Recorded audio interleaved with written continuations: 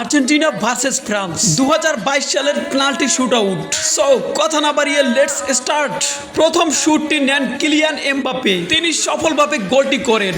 এবারে Lionel Messi আসেন শুটের জন্য, তিনিও সফলভাবে একটি গোল করেন।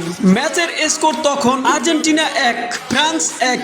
এবারে ফ্রান্সের পক্ষে শুট আউট করতে আসে কিংসলি, কিন্তু মার্টিনেসের কাছে তিনি ব্যর্থ হন। তারপর আসেন পাউলো দিবালা, তিনিও গোলকিপারকে বোকা বানিয়ে একটি গোল করেন। এবারে ফ্রান্সের আউরিলিন এসে আরো একটি গোল মিস করে। খেলার স্কোর তখন 2-1।